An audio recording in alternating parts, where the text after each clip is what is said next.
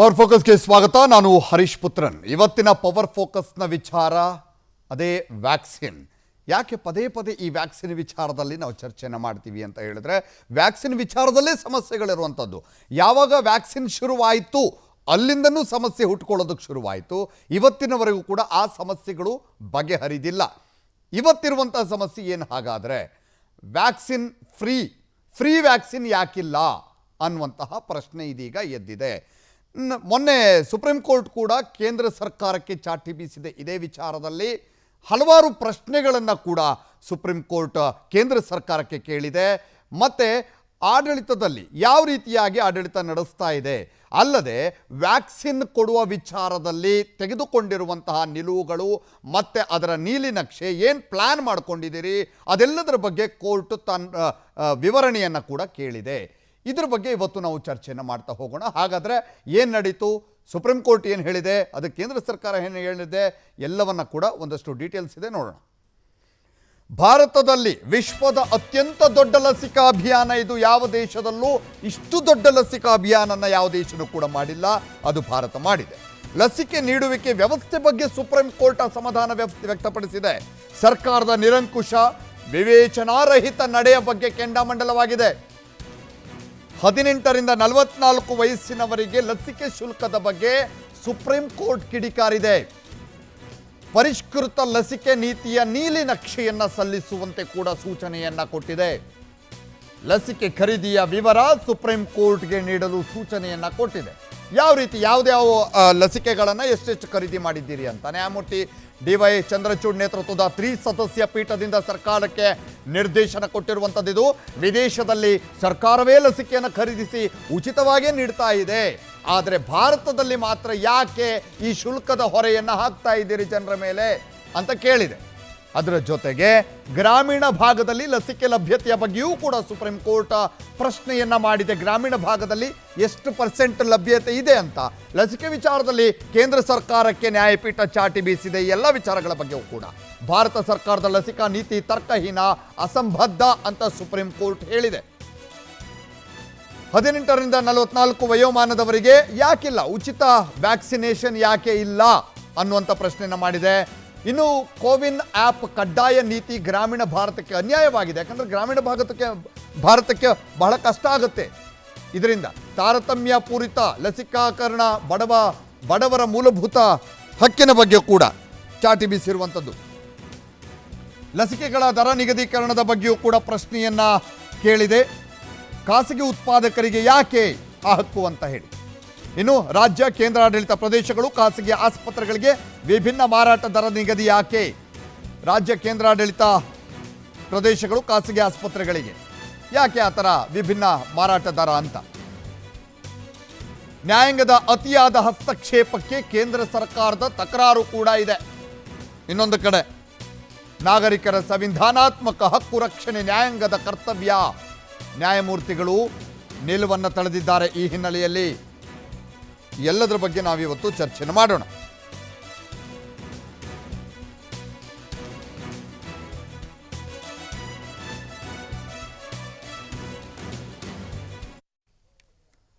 ಈ ಬಗ್ಗೆ ನಾವು ಮಾತನಾಡ್ತಾ ಹೋಗೋಣ. ನಮ್ಮ ಜೊತೆಗೆ ಇವತ್ತು ಗಣ್ಯ ಅತಿಥಿಗಳು ಕೂಡ ಇದ್ದಾರೆ, ಅವ್ರನ್ನ ನಾನು ಸ್ವಾಗತ ಮಾಡ್ತೀನಿ. ಮೊದಲಿಗೆ ಡಾಕ್ಟರ್ ವಾಮನಾಚಾರ್ ಅವರು, ಹಿರಿಯ BJP ಮುಖಂಡರು ಕೂಡ ನಮ್ಮ ಜೊತೆಗಿದ್ದಾರೆ. ಕಾರ್ಯಕ್ರಮಕ್ಕೆ ಸ್ವಾಗತ ಸರ್. ಹಾಗೆ ಸುಪ್ರೀಂ ಕೋರ್ಟ್ನ ಹಿರಿಯ ವಕೀಲರು ಆಗಿರುವಂಥ KV ಧನಂಜಯ್ ಸರ್, ನಮ್ಮ ಕಾರ್ಯಕ್ರಮಕ್ಕೆ ಸ್ವಾಗತ. ಹಾಗೆ ಖ್ಯಾತ ಹೃದ್ರೋಗ ತಜ್ಞರು ಮತ್ತು ಬೆಂಗಳೂರು ವಿಶ್ವವಿದ್ಯಾಲಯದ ಮಾಜಿ ಕುಲಪತಿಗಳು ಆಗಿರುವಂಥ ಡಾಕ್ಟರ್ N ಪ್ರಭುತಿ ಅವರು ಕೂಡ ನಮ್ಮ ಜೊತೆಗೆ ನೇರ ಸಂಪರ್ಕದಲ್ಲಿ ಜಾಯ್ನ್ ಆಗ್ತಾ ಇದ್ದಾರೆ. ಸರ್, ವೆಲ್ಕಮ್ ಸರ್ ನಮ್ಮ ಕಾರ್ಯಕ್ರಮಕ್ಕೆ. ನಮಸ್ಕಾರ. ಮೊದಲಿಗೆ ನಾನು ಸರಿಂದ ಶುರು ಮಾಡ್ತೀನಿ. ನಾನು ಧನಂಜಯ್ ಸರಿಂದ. ಸರ್, ಇವತ್ತು ಮೊನ್ನೆ ನಡೆದಂತಹ ವಿಚಾರಣೆಯಲ್ಲಿ ಈ ವ್ಯಾಕ್ಸಿನ್ ವಿಚಾರಕ್ಕೆ ಸಂಬಂಧಪಟ್ಟ ಹಾಗೆ ಸುಪ್ರೀಂ ಕೋರ್ಟ್ ಸರ್ಕಾರಕ್ಕೆ ಒಂದಷ್ಟು ಪ್ರಶ್ನೆಗಳನ್ನು ಕೇಳಿದೆ. ಅದರಲ್ಲಿ ಪ್ರಮುಖವಾಗಿ ಒಂದು ಪ್ರಶ್ನೆ, ಈ 36,000 ಕೋಟಿ ಏನಿದೆ ಇದರ ಬಗ್ಗೆ ಲೆಕ್ಕ ಕೊಡಬೇಕು ಅಂತ ಕೇಳಿದೆ. ಮೊದಲು ಅಲ್ಲಿಂದನೇ ನಾನು ಶುರು ಮಾಡ್ತೀನಿ, ನಂತರ ಲಸಿಕೆಗೆ ಬರ್ತೀನಿ. ಈ ಲೆಕ್ಕದ ಬಗ್ಗೆ ಕೇಳುವಂತಹ ಒಂದು ಏನು ಪರಿಧಿ ಅಂತ ಏನು ಹೇಳ್ತೀವಿ, ಒಂದು ಬೌಂಡ್ರಿ ಸುಪ್ರೀಂ ಕೋರ್ಟ್ ಕೇಳಬಹುದಾ ಈ ಥರ ಲೆಕ್ಕ ಅಂತ ಸರ್ಕಾರಕ್ಕೆ? ಖಂಡಿತ ಸಾರ್ವಜನಿಕ ಆರೋಗ್ಯದ ವಿಚಾರದಲ್ಲಿ ಕೋರ್ಟ್ ಈ ತರನಾದ ಪ್ರಶ್ನೆಗಳನ್ನ ಎತ್ತಬಹುದು. ಅಂಡ್ ಸಾರ್ವಜನಿಕ ಹಣವನ್ನ ಯಾವ ರೀತಿ ನೀವು ಖರ್ಚು ಮಾಡುವ ಉದ್ದೇಶ ಇಟ್ಕೊಂಡಿದ್ದೀರಿ ಅಂತ ಕೇಳಿದಾಗ ಸರ್ಕಾರಕ್ಕೆ ಯಾವ ತರನಾದ ಚ್ಯುತಿ ಬರುತ್ತೆ ಅಲ್ಲಿ. ಸೊ ಕೇಂದ್ರ ಸರ್ಕಾರದ ಬಳಿ ಈ ತರ ಮಾಹಿತಿ ಕೇಳಿರುವಂಥದ್ದು ಅರ್ಥಪೂರ್ಣವಾಗಿದೆ. ಯಾತಕ್ಕೆ ಅಂದ್ರೆ ಸುಪ್ರೀಂ ಕೋರ್ಟ್ ಅನ್ಸಿರ್ಬಹುದು 35,000 ಕೋಟಿ ಹಣವನ್ನ ನೀವು ಬಡ್ಜೆಟ್ರಿ ಅಲೋಕೇಶನ್ ಮಾಡಿರೋದ್ರಿಂದ ಯೂನಿವರ್ಸಲ್ ವ್ಯಾಕ್ಸಿನೇಷನ್ ಕಡೆ ಹೆಜ್ಜೆ ಇಡಬಹುದು, ಬಟ್ ಆದ್ರೆ ನೀವು ಹೆಜ್ಜೆ ಇಡ್ತಿಲ್ಲ. ಸೊ ದಯವಿಟ್ಟು ನೀವು ಈ ಹಣದ ಖರ್ಚಿನ ವಿಚಾರದ ಬಗ್ಗೆ ಹೆಚ್ಚು ಮಾಹಿತಿ ಕೊಡಿ ಅಂತ ಕೇಳಿರೋದ್ರಲ್ಲಿ ಅರ್ಥ ಇದೆ. ಅಂಡ್ ಸರ್ಕಾರ is not king of England. ಇದು ಸಾರ್ವಜನಿಕರು ಚುನಾಯಿಸಿರುವಂತ ಸರ್ಕಾರ. ಮತ್ತೆ ಸರ್ಕಾರಕ್ಕೆ ಯಾವಾಗಲೂ ಇತಿಮಿತಿ ಇರುತ್ತೆ, ನ್ಯಾಯಾಲಯಗಳಿಗೂ ಇತಿಮಿತಿ ಇರುತ್ತೆ. ಬಟ್ ಆದ್ರೆ ಇಂಥ ಒಂದು ಪ್ಯಾಂಡಮಿಕ್ ಪರಿಸ್ಥಿತಿಯಲ್ಲಿ ಸರ್ಕಾರ ನಡ್ಕೊಳ್ಬೇಕಾಗಿರುವಂತಹ ರೀತಿಗೆ ಸಂಬಂಧಪಟ್ಟಾಗಿ ಒಂದು ಸ್ಟ್ಯಾಂಡರ್ಡ್ಸ್ ಅಂತ ಇರುತ್ತೆ. ಸೊ ಕೇಂದ್ರ ಸರ್ಕಾರದ ಒಂದು ನಡೆ ಆ ಒಂದು ಸ್ಟ್ಯಾಂಡರ್ಡ್ಸ್ ಅನ್ನ ಮ್ಯಾಚ್ ಮಾಡದೇ ಇರೋದ್ರಿಂದ ಕೋರ್ಟ್ ಹಸ್ತಕ್ಷೇಪ ಮಾಡಿರುವಂಥದ್ದು ಅರ್ಥಪೂರ್ಣವಾಗಿದೆ. ಕೋರ್ಟ್ ಒಂದು ವೇಳೆ ಹಸ್ತಕ್ಷೇಪ ಮಾಡದೆ ಹೋದ್ರೆ ಸಂವಿಧಾನದಡಿ ಅದರ ಕರ್ತವ್ಯದ ಒಂದು ಲೋಪ ಅಂತ ಹೇಳಬೇಕಾಗತ್ತೆ. ಸೊ ತನ್ನ ಕರ್ತವ್ಯದ ಲೋಪದ ಆಪಾದನೆ ಬರ್ದಿರೋ ಹಾಗೆ ಕೋರ್ಟ್ ನಡ್ಕೊಳ್ತಿದೆ ಅಂತ ಹೇಳಬೇಕಾಗತ್ತೆ. ಬಟ್ ಇಷ್ಟು ಸಾಲದು, ಇನ್ನೂ ಹೆಚ್ಚು ಹೋಗ್ಬೇಕಾಗತ್ತೆ. ಈಗ ಫಾರ್ ಇನ್ಸ್ಟೆನ್ಸ್ ವ್ಯಾಕ್ಸಿನ್ ಕೊರತೆ ಇದೆ ಅಂತ, ವಿಶ್ವದ 50% ವ್ಯಾಕ್ಸಿನ್ ಅನ್ನ ಭಾರತ ತಯಾರು ಮಾಡುತ್ತೆ. ಸೊ ವಿಶ್ವಕ್ಕೆ ಏನು ಆಶ್ಚರ್ಯವಾಗ್ತಿದೆ ಅಂದರೆ ಪ್ರತಿ ವರ್ಷದ 50 ಅಂದರೆ ವಿಶ್ವದಲ್ಲಿ ಸರಬರಾಜಾಗಿ ಒಂದು ಬಳಕೆ ಆಗುವಂಥ ವ್ಯಾಕ್ಸಿನ್ಗಳ 50% ಮ್ಯಾನುಫ್ಯಾಕ್ಚರ್ ಭಾರತದಲ್ಲಿ ಆಗ್ತಿದೆ. ಇಂಥ ದೇಶದಲ್ಲಿ ಕೇವಲ 3% ಅಷ್ಟೇ ನಾವು 2 ಡೋಸ್ಗಳು ಕೊಟ್ಟಿರೋದು ಅಂತ ಈಗ ನಮ್ಮ ಒಂದು ಸಂಖ್ಯೆ ಬಂದಿರೋದ್ರಿಂದ ಎವ್ರಿಬಡಿ ಸರ್ಪ್ರೈಸ್ಡ್. ಇದೆಂಥ ಮಿಸ್ಮ್ಯಾನೇಜ್ಮೆಂಟ್ ಇದು. ಅಂಡ್ ಪ್ಯಾಂಡಮಿಕ್ ಟೈಮ್ನಲ್ಲಿ ಅನ್ಲೆಸ್ ನೀವು ಸೀರಿಯಸ್ ಮಿಸ್ಮ್ಯಾನೇಜ್ಮೆಂಟ್ ಮಾಡದೆ ಹೋದ್ರೆ ಆರ್ಡಿನರಿ ಮಾರ್ಕೆಟ್ ಫೋರ್ಸಸ್ ಅನ್ನ ನೀವು ಬಿಟ್ಟಿದ್ರೆ ಪ್ರಾಬಬ್ಲಿ ಅಥವಾ ಒಂದು ಸ್ಟೇಟ್ ಲೆವೆಲ್ ಅಲ್ಲಿ had you actually listen to people, ಈ ತರನಾದ ಒಂದು ಅವಾಂತರ ಆಗ್ತಿರ್ಲಿಲ್ಲ ಅಂತ ಕೋರ್ಟ್ಗೆ ಅನ್ಸಿರುತ್ತೆ. ಬಿಕಾಸ್ ಅಬಾಸ ಅಂತ ಯಾರಿಗೆ ಆಗ್ಲಿ ಮೇಲ್ನೋಟಕ್ಕೆ ಅನ್ಸುತ್ತೆ 50% ವರ್ಲ್ಡ್ ವ್ಯಾಕ್ಸಿನೇಷನ್ ಅನ್ನ ಪ್ರೊಡ್ಯೂಸ್ ಮಾಡೋ ದೇಶದಲ್ಲಿ they are struggling to even cover 3.5% ಅಂದ್ರೆ ದೆನ್ ಎವ್ರಿ ಒನ್ ಇಸ್. ಇಲ್ಲಿ ವೈದ್ಯಕೀಯ ಕ್ಷೇತ್ರದ ಒಂದು ವಾಸ್ತವತೆ ಇದೆ. ಕಳೆದ ಒಂದು ಶತಮಾನದಿಂದ ಯಾವುದೇ ದೇಶದ ಯಾವುದೇ ಸರ್ಕಾರಕ್ಕೂ ಕೂಡ ಈ ಪ್ಯಾಂಡಮಿಕ್ ಅನ್ನೋ ಸವಾಲು ಎದುರಾಗಿರಲಿಲ್ಲ. ನಮಗೆಲ್ರಿಗೂ ಮೊದಲೇ ಅನುಭವ. ಯಾವುದೇ ರಾಷ್ಟ್ರದ ಪ್ರಧಾನಮಂತ್ರಿ, ರಾಷ್ಟ್ರಪತಿ, ಮಿಲಿಟರಿ ಸರ್ವಾಧಿಕಾರಿ ಎಲ್ರಿಗೂ ಕೂಡ ಹೊಸ ಅನುಭವ. ನಮ್ಮ ನ್ಯಾಯಮೂರ್ತಿಗಳಿಗೂ, ವೈದ್ಯಕೀಯ ಕ್ಷೇತ್ರದ ತಜ್ಞರಿಗೂ, ಮಾಧ್ಯಮದವ್ರಿಗೂ ಎಲ್ರಿಗೂ ಹೊಸ ಅನುಭವ. ಯಾಕೆ ಇದುವರೆಗೂ ವ್ಯಾಕ್ಸಿನೇಷನ್ ಅಂತಿದ್ದು ಮಹಿಳೆಯರು ಮತ್ತು ಮಕ್ಕಳ ಕಾರ್ಯಕ್ರಮ ಅನ್ನೋ ಥರ ಇರ್ತಾ ಇತ್ತು. ದಿಸ್ ಯೂನಿವರ್ಸಲ್ ಕಂಪಲ್ಸರಿ ವ್ಯಾಕ್ಸಿನೇಷನ್ ಏನಿತ್ತು ಅದು ಗರ್ಭಿಣಿ ಹೆಣ್ಣುಮಕ್ಕಳು ಮತ್ತು ನವಜಾತ ಶಿಶುಗಳು ಹಾಗೂ ಕಿರಿಯ ವಯಸ್ಸಿನ ಮಕ್ಕಳಿಗೆ ಮಾತ್ರ ಸೀಮಿತವಾಗಿರ್ತಿತ್ತು. 12 ವ್ಯಾಕ್ಸಿನ್ ಪ್ರಿವೆಂಟಬಲ್ ಡಿಸೀಸ್ ಅಂತ ಗುರುತಿಸಿದ್ರು. ವ್ಯಾಕ್ಸಿನ್ ಮೂಲಕ ನಿರೋಧಿಸಬಹುದಾದ ರೋಗಗಳು ಅಂತ ಒಂದು 12 ರೋಗಗಳ ಪಟ್ಟಿ ಮಾಡಿದ್ರು WHO ಮಾನದಂಡದ ಪ್ರಕಾರ. ಅದಕ್ಕೆ ಹುಟ್ಟಿದ ತಕ್ಷಣ ಆಸ್ಪತ್ರೆಯಲ್ಲೇ ಕೊಡೋಕೆ ಶುರು ಮಾಡಿಬಿಡ್ತಾರೆ. BCG vaccine, polio vaccine, small pox vaccine, mumps, measles, rubella vaccine, BCG vaccine, ಈ ಥರ 12 ರೋಗಗಳಿಗೆ ಕೊಡೋ ಒಂದು ಪದ್ಧತಿ ಇತ್ತು. ಗರ್ಭಿಣಿ ಹೆಂಗಸರಿಗೆ 7ನೇ ತಿಂಗಳಲ್ಲಿ ಟೆಟಾನಸ್ ಕೊಡ್ತಾಯಿದ್ರು, ಅವ್ರು ಫಿಟ್ಸ್ ಬರಬಾರ್ದು ಅಂತಂದ್ಬಿಟ್ಟು. ಭಾರತದಲ್ಲಿ ಅದರ ಬೇಡಿಕೆ ಎಷ್ಟಿತ್ತು ಅಂತಂದರೆ 2,85,00,000 ಗರ್ಭಿಣಿ ಹೆಣ್ಮಕ್ಳು, 2,65,00,000 ನವಜಾತ ಶಿಶುಗಳು ಮತ್ತು ಚಿಕ್ಕ ಮಕ್ಕಳು, ಅಷ್ಟೇ ಬೇಡಿಕೆ ಇದ್ದಿದ್ದು. ಆ ಬೇಡಿಕೆಗೆ ತಕ್ಕಂತೆ ಇಲ್ಲಿ ಉತ್ಪಾದನಾ ಸಾಮರ್ಥ್ಯ ಇತ್ತು. ಒಂದೇ ಇನ್ಸ್ಟಿಟ್ಯೂಟ್ ಇತ್ತು, ಸಿರಮ್ ಇನ್ಸ್ಟಿಟ್ಯೂಟ್ ಪುಣೆ ಮಾತ್ರ ವ್ಯಾಕ್ಸಿನ್ ಉತ್ಪಾದನೆ ಮಾಡ್ತಾ ಇತ್ತು. ಹಾಗಾಗಿ ಭಾರತದ ಬೇಡಿಕೆಯನ್ನು ಪೂರೈಸ್ಬಿಟ್ಟು ಉಳಿದಿದ್ದನ್ನು ರಫ್ತು ಮಾಡ್ತಾ ಇದ್ರು ಅವರು. ಆ ದೇಶಗಳಲ್ಲೂ ಅಷ್ಟೇ ಈ ಅಡಲ್ಟ್ ವ್ಯಾಕ್ಸಿನ್ ಅನ್ನೋ ಕಾನ್ಸೆಪ್ಟ್ ಬಂದಿದೆ ಇದೇ ಸಂದರ್ಭದಲ್ಲಿ. ಈ ವರ್ಷ ಮಾತ್ರ, ಈ ಕೋವಿಡ್ ಸಂದರ್ಭದಲ್ಲಿ ಮಾತ್ರ ಎಲ್ರಿಗೂ ಕೊಡಲೇಬೇಕು, irrespective of the age group. ಎಲ್ಲ ವಯೋಮಾನದವರು ಕೊಡಲೇಬೇಕು ಅನ್ನೋ ಒಂದು ಪರಿಸ್ಥಿತಿ ನಿರ್ಮಾಣವಾಗಿದ್ದು ಈಗಲೇ. ಹಾಗಾಗಿ ರಾತ್ರೋರಾತ್ರಿ ವ್ಯಾಕ್ಸಿನ್ ಉತ್ಪಾದನೆಯನ್ನು 3 ಪಟ್ಟು 4 ಪಟ್ಟು ಜಾಸ್ತಿ ಮಾಡೋಕ್ಕಾಗಲ್ಲ.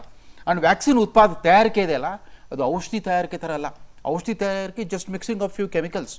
ಇಲ್ಲಿ ಆ ವೈರಾಣುವನ್ನು ಕಲ್ಚರ್ ಮಾಡಿ ಅದರಿಂದ ಎಕ್ಸ್ಟ್ರಾಕ್ಟ್ ಮಾಡಿ ಅಥವಾ mRNA ಟೆಕ್ನಾಲಜಿ ಮೂಲಕ ಮತ್ತೊಂದು ರೀತಿ ಸಂಸ್ಕರಿಸಿ ಮಾಡಬೇಕಾಗುತ್ತೆ. ಸೂಕ್ಷ್ಮ ಅತಿ ಸೂಕ್ಷ್ಮ ತಂತ್ರಜ್ಞಾನಕ್ಕೆ ಬರೀ ಮಷಿನರಿಗಳಿದ್ರೆ ಸಾಲದು. 14 ಕಿಲೋ 6 ವಿದೇಶಿ ವ್ಯಾಕ್ಸಿನ್ಗಳಿದೆ. ಅಲ್ಲಲ್ಲ, ಆ ಪೇಟೆಂಟ್ ತಗೊಂಡ್ಬಿಟ್ಟು ನಾವು ತಕ್ಷಣ ಸ್ಟಾರ್ಟ್ ಮಾಡೋಕ್ಕಾಗಲ್ಲ. ಯಾಕಂದ್ರೆ ವ್ಯಾಕ್ಸಿನ್ ತಂತ್ರಜ್ಞಾನಿಗಳು ಕೂಡ ಬಹಳ ಕಡಿಮೆ ಜನ ಇದ್ದಾರೆ. ಆ ಸ್ಕಿಲ್ಡ್ ಮೈಕ್ರೋಬಯಾಲಜಿಸ್ಟ್, ವೈರಾಲಜಿಸ್ಟ್, ವ್ಯಾಕ್ಸಿನಾಲಜಿಸ್ಟ್. ಹೀಗಾಗಿ ಇದು ಹೊಸ ಸಮಸ್ಯೆ. ಇದು ವಿಶ್ವದ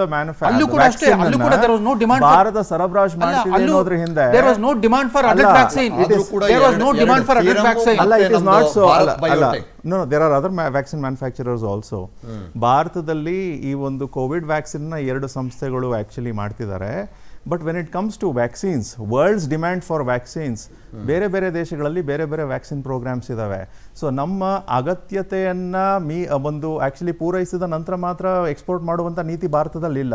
there are so many companies are manufacturing vaccine for the purpose of actually ಬೇರೆ ರಾಷ್ಟ್ರಗಳಿಗೆ ಬೇಡಿಕೆಗೆ ಸ್ಪಂದಿಸಲಿಕ್ಕೆ ವ್ಯಾಕ್ಸಿನ್ ಮ್ಯಾನುಫ್ಯಾಕ್ಚರ್ ಮಾಡ್ತಿದ್ದಾರೆ. It is not so that ಎಲ್ಲ ದೇಶದಲ್ಲೂ ಒಂದೇ ವ್ಯಾಕ್ಸಿನ್ ನೀತಿ ಇದೆ ಅಂತ ಏನಿಲ್ಲ. Different countries have need for different vaccines. For that reason ಇಷ್ಟೊಂದು ಕೆಪಾಸಿಟಿ ಇರುವಂಥ ದೇಶದಲ್ಲಿ ಈಗ ಸುಪ್ರೀಂ ಕೋರ್ಟ್ 2 ವಾರಗಳ ಹಿಂದೆ I think they gave another order. ಆ ಆರ್ಡರ್ ಅನ್ಫಾರ್ಚುನೇಟ್ಲಿ ವಾಸ್ ಮೈಲ್ಡ್ ಆಗಿತ್ತು ಅಂತ ಹೇಳಬೇಕಾಗತ್ತೆ. It should have been a bit more serious. ಈಗೇನಂದರೆ ಕೋವ್ಯಾಕ್ಸಿನ್ ಭಾರತ್ ಬಯೋಟೆಕ್ ಏನಿದೆ, ಆ ವ್ಯಾಕ್ಸಿನ್ನಲ್ಲಿ ಬಂದು ಪೇಟೆಂಟ್ ಬಂದು ಕೇಂದ್ರ ಸರ್ಕಾರದ ICMRದು ಸಹಭಾಗಿತ್ವ ಇದೆ, ರೈಟ್? ಒಂದು. ಎರಡನೇದು, ನಮ್ಮಲ್ಲಿ ಪೇಟೆಂಟ್ ಕಾನೂನು ಅಂತಿದೆ, ಪೇಟೆಂಟ್ಸ್ ಆ್ಯಕ್ಟ್ ಆಫ್ 1970. ಆ ಕಾನೂನಿನ ಅಡಿ ಯಾವಾಗ ಯಾವುದೇ ಒಂದು ಮೆಡಿಸಿನ್ನ ಬೆಲೆ ಸಾರ್ವಜನಿಕರಿಗೆ ಎಟಕದೇ ಇರುವಂಥ ಪರಿಸ್ಥಿತಿಗೆ ಬಂದು ನಿಂತ್ಕೊಳ್ಳುತ್ತೆ, ಅಥವಾ ಸಾರ್ವಜನಿಕ ಪ್ಯಾಂಡಮಿಕ್ ಬಂದಿರುವಂಥ ಪರಿಸ್ಥಿತಿಯಲ್ಲಿ ನೀವು ಪೇಟೆಂಟನ್ನು ವೇವ್ ಮಾಡಿಬಿಟ್ಟು ಬೇರೆಯವ್ರಿಗೂ ಕೂಡ ಲೈಸೆನ್ಸನ್ನು ಕೊಡ್ಬೋದು. Why was that not done? Bharat biotech limited ಮಾತ್ರ ಈ ಕೋವ್ಯಾಕ್ಸಿನ್ ಮ್ಯಾನುಫ್ಯಾಕ್ಚರ್ ಮಾಡುವಂಥ ಎಬಿಲಿಟಿ ಇದೆ ಅಂತ ವಿಶ್ವದ ಯಾವ ತಜ್ಞರು ಹೇಳೋದಿಲ್ಲ. We have so many different companies. ಅವ್ರಿಗೆ ಕಂಪಲ್ಸರಿ ಲೈಸೆನ್ಸಿಂಗ್ ಯಾತಕ್ಕೆ ಕೊಡಲಿಲ್ಲ?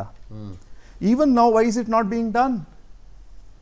2 ವಾರಗಳ ಹಿಂದೆ ಸುಪ್ರೀಂ ಕೋರ್ಟ್ ಈ ವಿಚಾರವಾಗಿ ದೇ ಸೆಡ್ ಕಾನೂನು ಈ ರೀತಿ ಇದೆ, ನಿಮಗೆ ಅಂತಾರಾಷ್ಟ್ರೀಯ ಯಾವ ಒಪ್ಪಂದವೂ ಕೂಡ ನಿರ್ಬಂಧ ಹೇರೋದಿಲ್ಲ ಅಥವಾ ಒಂದು ಇಂಪೆಡಿಮೆಂಟ್ ಆಗೋದಿಲ್ಲ, ನೀವು ಇದನ್ನ ಕೂಡಲೇ ಪರಿಶೀಲಿಸಬೇಕು ಅಂತ ಹೇಳಿದೆ. But Supreme Court should have taken the central government to task and said ಯಾವ್ದು ಕಂಪಲ್ಸರಿ ಲೈಸೆನ್ಸ್ ಕೊಡ್ತಿಲ್ಲ. ಅಫಿಡೇವಿಟ್ ಕೊಟ್ಟರು, ಅದಕ್ಕೆ ಸಮಜಾಯಿಷಿ ಕೊಟ್ಟರು. ಏನು ಅಂತಂದ್ರೆ ಆ ವಿದೇಶಿ ಕಂಪನಿಗಳು ಕೂಡ ತಮ್ಮ ಉತ್ಪಾದನೆ ಪ್ರಥಮ ಪ್ರಾಶಸ್ತ್ಯ ತಮ್ಮ ದೇಶಗಳಿಗೆ ಕೊಡ್ತಾ ಇದ್ದಾರೆ. ನಮ್ಮ ದೇಶದ ಕಂಪನಿಗಳ ತರವೇ ಸ್ವದೇಶಕ್ಕೆ ಅವರು ಪ್ರಾಶಸ್ತ್ಯ ಕೊಡ್ತಿರೋದ್ರಿಂದ ನಾವು ಎಷ್ಟೇ ನೆಗೋಷಿಯೇಟ್ ಮಾಡಿದ್ರು ತಕ್ಷಣವೇ ನಮ್ಮ ಡಿಮಾಂಡ್ ಪೂರೈಸೋ ಸ್ಥಿತಿಯಲ್ಲಿ ಅವರು ಇಲ್ಲ.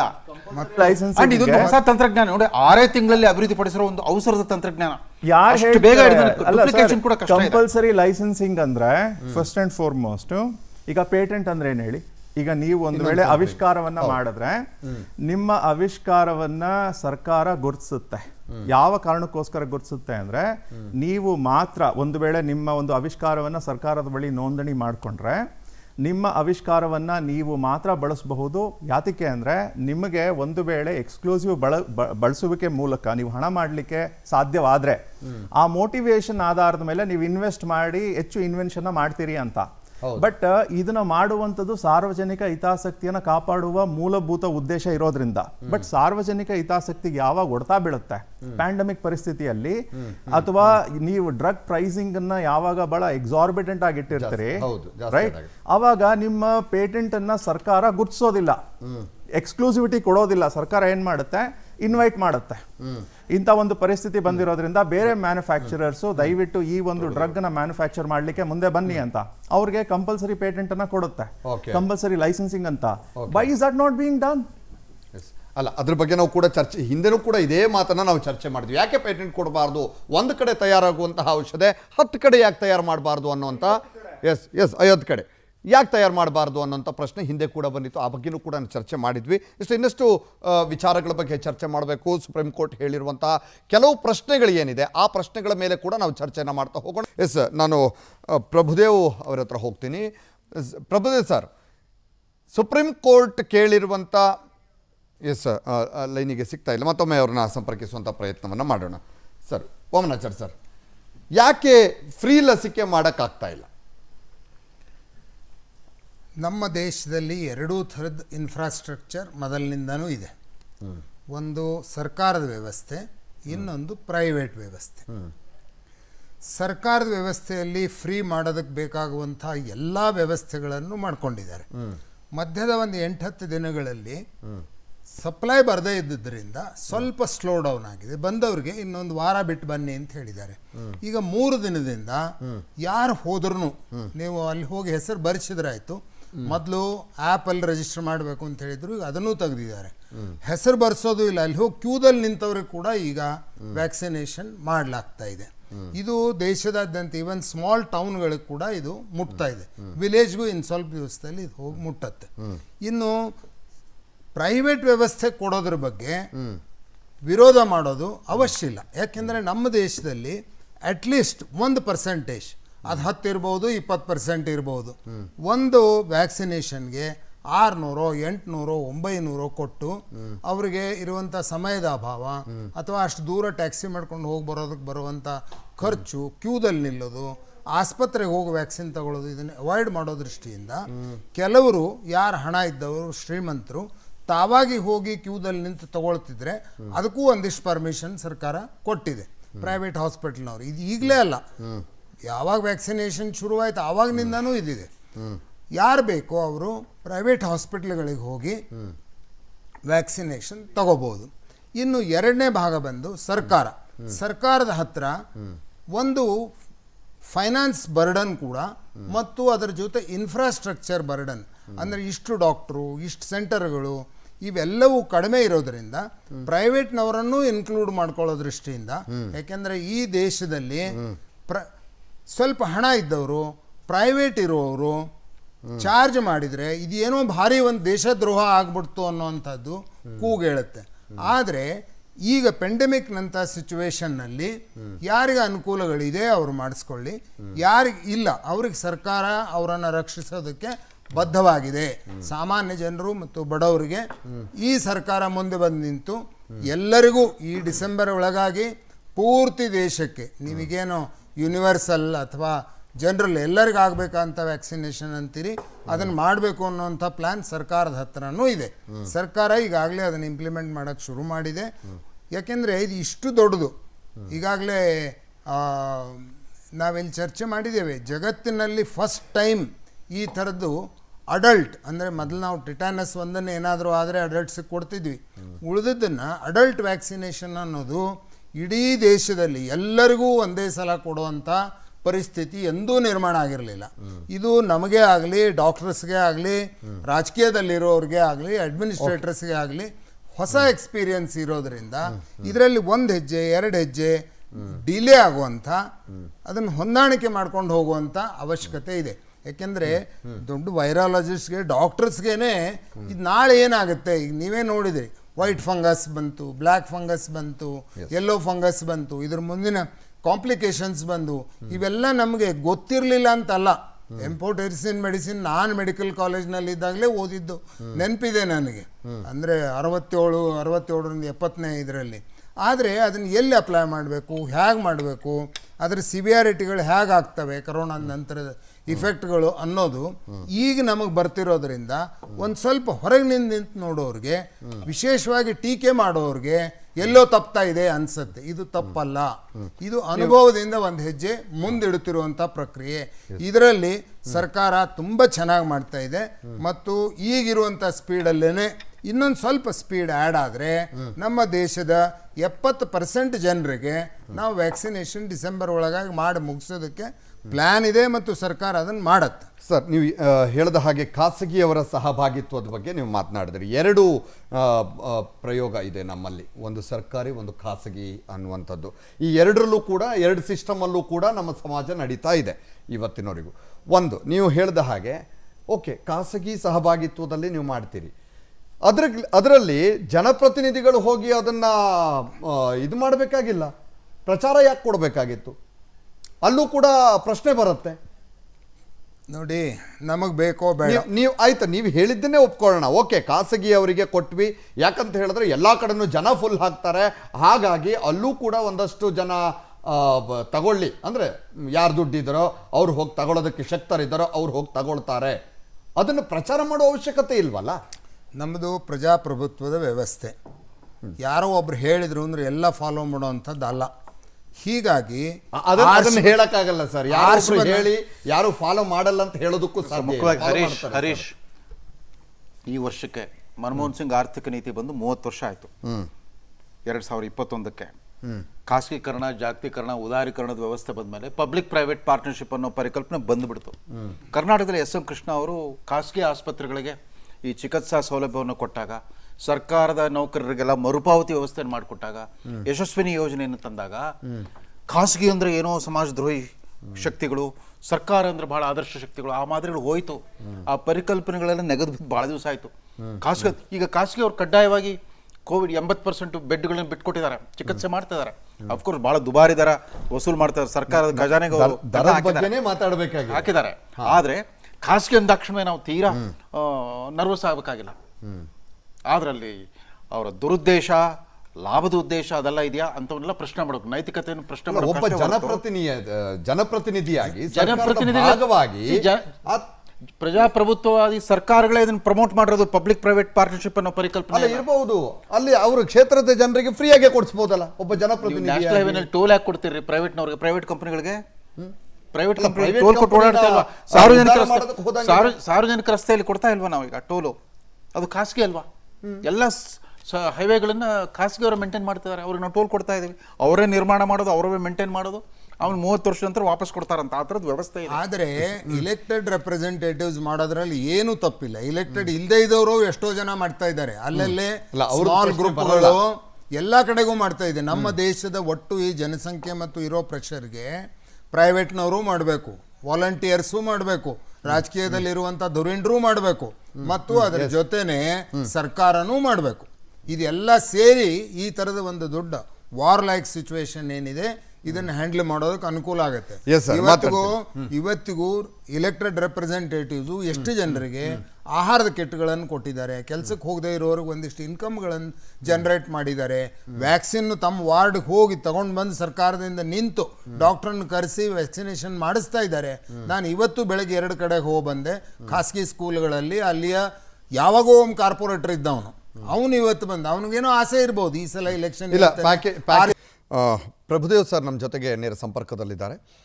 ಪ್ರಭುದೇವ್ ಸರ್ ಅವರು, ಈಗ ಇವತ್ತಿನ ನಮ್ಮ ಆಗ್ಲಿಂದ ನೀವು ನಮ್ಮ ವಾದವನ್ನು ಇಲ್ಲಿ ಮಾತನಾಡ್ತಾ ಇರುವ ವಿಚಾರಗಳನ್ನು ಕೇಳಿಸ್ಕೊಡ್ತಾ ಇದ್ದೀರಿ. ನಿಮ್ಗೇನು ಅನ್ಸುತ್ತೆ ಸರ್, ಯಾಕೆ ಫ್ರೀ ವ್ಯಾಕ್ಸಿನ್ ಮಾಡಬಾರ್ದು ಅಂತ? ನಮ್ಮಲ್ಲಿ ಪ್ರೈಮ್ ಮಿನಿಸ್ಟರ್ ಮೋದಿ ಅವರು ಬಜೆಟ್ ಅನೌನ್ಸ್ ಮಾಡುವಾಗ 36,000 ಕೋಟಿಯನ್ನ ಕೇವಲ ವ್ಯಾಕ್ಸಿನ್ಗೋಸ್ಕರ ಅದನ್ನ ಮುಡುಪಾಗಿಟ್ರು. ನಮಗೆಲ್ಲ ಒಂದು ರೀತಿಯ ಸಂತೋಷ ಆಯ್ತು. In fact vaccine production itself is so difficult. ನಮಗೆ ಇಂಡಿಯಾದಲ್ಲಿ ಏನಾಗಿದೆ ಈಗ, we have to wait for raw material from America and China. ಚೈನಾದವ್ರ ಹತ್ರ ತಗೊಳಕ್ಕೆ ಕಷ್ಟ ಆಗ್ತಾ ಇದೆ. ಆದ್ರಿಂದ ಅಮೆರಿಕದವ್ರ ಹತ್ರ ನಾವು ರಾ ಮೆಟೀರಿಯಲ್ಸ್ ತಗೊಳ್ಳಿಕ್ಕೆ ಈಗಾಗಲೇ ಸಾಕಷ್ಟು ನೆಗೋಸಿಯೇಷನ್ಸ್ ನಡೀತಾ ಇದೆ. ಇದೇ ಅಮೆರಿಕದವರು ಟ್ರಂಪ್ ಮೋದಿ ಅವರ ಇದ್ರ ಮೇಲೆ at gun point he wanted hydroxychloroquine to be sent to America, thinking that it was the right treatment for corona.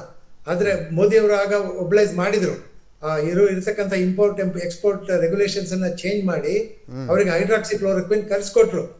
ಆದ್ರೂ ಈಗ ಬೈಡನ್ ಅವ್ರು ಏನ್ ಮಾಡಿದ್ದಾರೆ, ಅವರ ಒಂದು ಸಣ್ಣತನವನ್ನು ತೋರಿಸಿದ್ದಾರೆ. ಇದುವರೆಗೂ ಅದನ್ನ ಈ ವ್ಯಾಕ್ಸಿನ್ ರಾ ಮೆಟೀರಿಯಲ್ ನ ಡಿಫೆನ್ಸ್ ಪ್ರೊಡಕ್ಷನ್ ಆಕ್ಟ್ ಸೇರಿಸ್ಬಿಟ್ಟು ಅದನ್ನ ನಿಧಾನ ಮಾಡಿ, ಇನ್ನು ನಮಗೆ ರಾ ಮೆಟೀರಿಯಲ್ಸ್ ಇನ್ನು ಏನು ಬಂದಿಲ್ಲ. ಅದು ಬಂದ ಮೇಲೆ ಸುಮಾರು 2 ತಿಂಗಳು ಬೇಕಾಗುತ್ತೆ. ರಾ ಮೆಟೀರಿಯಲ್ಸ್ ಬಂದ ಮೇಲೆ ಅದನ್ನ ವ್ಯಾಕ್ಸಿನ್ ಮಾಡ್ಲಿಕ್ಕೆ 2 ತಿಂಗಳು ಬೇಕಾಗುತ್ತೆ. ಆದ್ರಿಂದ ಸ್ವಲ್ಪ ಏರ್ಪೇರ್ ಆಗಿದೆ.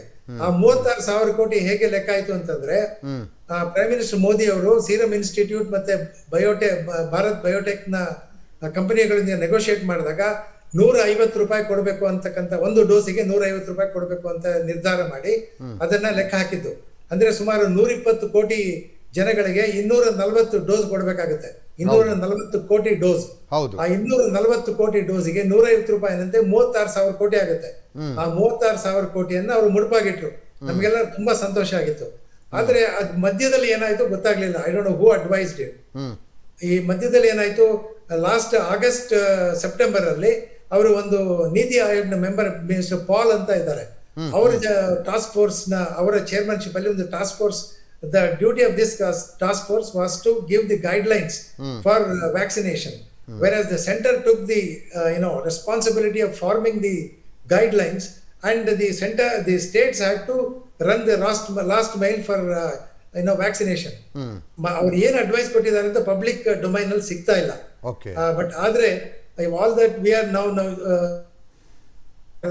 ಫಸ್ಟ್ ಫೇಸ್ ಅಲ್ಲಿ ಜನವರಿ 16th ಶುರು ಮಾಡಿದಾಗ ಸುಮಾರು 3 ಕೋಟಿ ಜನಗಳಿಗೆ ವ್ಯಾಕ್ಸಿನ್ ಕೊಡಬೇಕಾಗಿತ್ತು, ಫ್ರಂಟ್ ಲೈನ್ ವಾರಿಯರ್ಸ್ಗೆ. The central government committed that it will give free of the front line ವಾರಿಯರ್ಸ್ಗೆ ಫ್ರೀ ಕೊಡ್ತೀವಿ ಅಂತ. ಅತ್ಯುತ್ತಮವಾದ ಡಿಸಿಷನ್. ಆದ್ರೆ ಏನಾಯ್ತು, there was some vaccine hesitancy in the first phase. ಆವಾಗ ಏನಾಯ್ತು, ಕೇವಲ 14 ಮಿಲಿಯನ್ ಅಂದ್ರೆ 1.4 crores ಮಾತ್ರ ಫ್ರಂಟ್ ಲೈನ್ ವಾರಿಯರ್ಸ್ಗೆ ಕೊಡಕ್ಕೆ ಸಾಧ್ಯ ಆಯಿತು. ಮಿಕ್ಕಿದ್ದು 1.6 ಮಿಲಿಯನ್ ಡೋಸಸ್ ಏನಿತ್ತು ಅದನ್ನ ಸೀರಮ್ ಇನ್ಸ್ಟಿಟ್ಯೂಟ್ನವರು ಗಾವಿ ಇನ್ಸ್ಟಿಟ್ಯೂಷನ್ಗೆ, ಅಂದ್ರೆ it's A global institution from Melinda Gates institution ಇಂದ ಅವರಿಗೆ ಕೊಟ್ಬಿಟ್ರು ಅದನ್ನ. ಬಟ್ ಟೋಟಲಿ ನಮಗೆ ಬೇಕಾಗಿರೋದು ನಾವು ಈಗ ಎಷ್ಟು ಕೊಡ್ಲಿಕ್ಕೆ ಸಾಧ್ಯ ಅಂದ್ರೆ 25 ಪ್ರತಿ ದಿವಸ ಕೊಡ್ಲಿಕ್ಕೆ on average we are doing it now. Actually we are capable of giving 50 lakh doses every day. ಅದನ್ನ we have not reached. But last 1-2 weeks ಅಲ್ಲಿ we are suppose to have reach 36 lakh doses a day. ಇದು ಏನಿದು so far ಇದುವರೆಗೆ ನಾವು ಕೇವಲ 20 ಕೋಟಿ doses ನ first injection ಮತ್ತೆ ಸೆಕೆಂಡ್ ಇಂಜೆಕ್ಷನ್ ಎರಡೂ ಸೇರಿ 20 ಕೋಟಿ ಡೋಸಸ್ ನ ಕೊಟ್ಟಿದ್ದೇವೆ.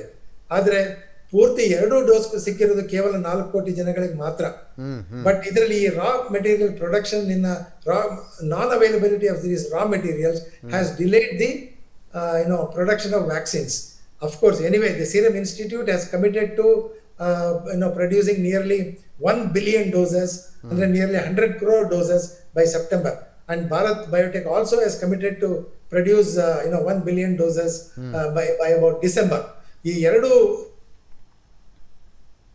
ಎರಡು ಕಂಪನಿಗಳು ನಮಗೆ 2 billion doses ಕೊಟ್ರೆ by about say 22 March April ಹೊತ್ತಿಗೆ ನಾವು will be able to complete the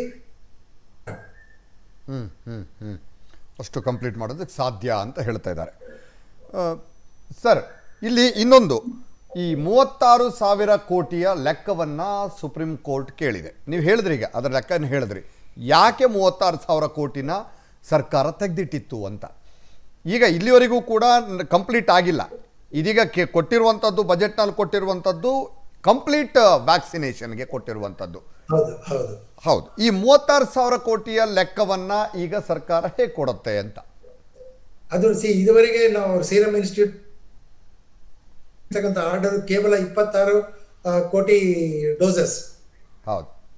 so still it has to give order for nearly 200 crore doses. ಹೌದು. So I don't know what is the logistics in how they are going to give money, but in between there has been a lot of policy changes. First ಏನ್ ಮಾಡಿದ್ರು, front line warriors ಗೆ free ಕೊಡ್ತೀವಿ ಅಂತಂದ್ರು. ಆಮೇಲೆ second by April ಹೊತ್ತಿಗೆ they will give only for 45 plus citizens with morbidities and 60 and above free ಕೊಡ್ತೀವಿ ಅಂತ ಮಾಡಿದ್ರು. ಹೌದು. ಸುಪ್ರೀಂ ಕೋರ್ಟ್ ಅದನ್ನೇ ಕೇಳಿರೋದು. 18 plus 44 18 to 44 ವರೆಗೂ ಮಾಡಿಸ್ಕೊಳ್ಳಿಕ್ಕೆ ಒಂದು ಪ್ರಾವಿಷನ್ ಕೊಟ್ಟರು. ಆದ್ರೆ 18 to 44 ಏಜ್ ನವರಿಗೆ they left purchasing to the states and the even private hospitals. The states have to procure these vaccines from the manufacturers. ಇದು ಯಾಕೆ ಪಾಲಿಸಿ ಚೇಂಜ್ ಆಯ್ತು ಅಂತ ನನಗೆ ಗೊತ್ತಿಲ್ಲ. Now they have to procure the vaccines from the companies directly.